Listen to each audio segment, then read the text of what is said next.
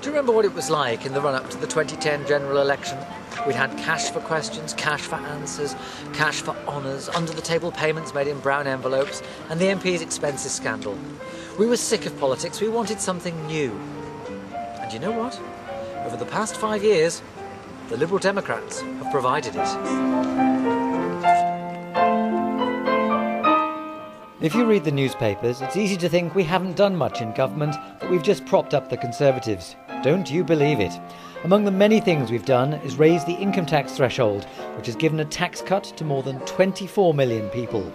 OK, you can argue that other aspects of many people's lives have become more expensive, but giving people more of their income has brought back some of the confidence and has played a part in getting our economy back on track.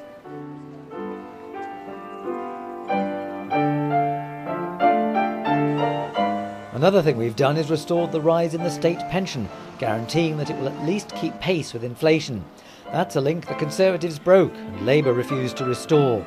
We've made other changes to pensions too, thanks largely to the Lib Dem Pensions Minister Steve Webb, pictured with me here on a recent visit to Brighton.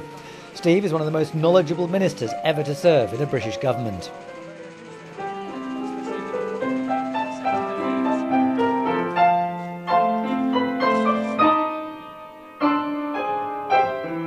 The environment is very important to us Liberal Democrats too, and without us the government would quickly have abandoned its green promises from 2010.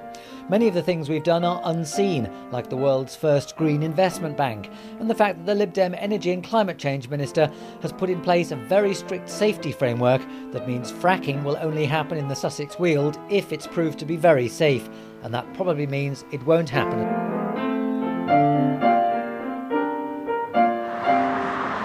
All this and much, much more simply wouldn't have happened without the Liberal Democrats in government. And yet not only have we not had much credit for moderating the Conservatives, we've actually been blamed for one of our biggest successes. In 2010 we wanted to abolish university tuition fees, but then we found we couldn't. So we used the influence students and friends of higher education had given us by voting Lib Dem and softened what looked at one stage like being a very nasty deal for students. We kept a cap on tuition fees, we made the payback regime easier, and we ensured that universities had to create more places for youngsters from low-income families. What this has meant is that a young person from a low-income family is now 72% more likely to go to university than was the case 9 years ago. That's why when we say we're working for a stronger economy and a fairer society, we really mean it. I'm Chris Bowers. I'm the Liberal Democrat candidate for Brighton Pavilion at the 2015 general election. If you're looking for someone who's spent most of his life in the real world and not the Westminster bubble, and a party that has some progressive ideas and has shown it can be a responsible break on our two main political parties, please vote for me on the 7th of May. And yes, I do play the piano. Badly.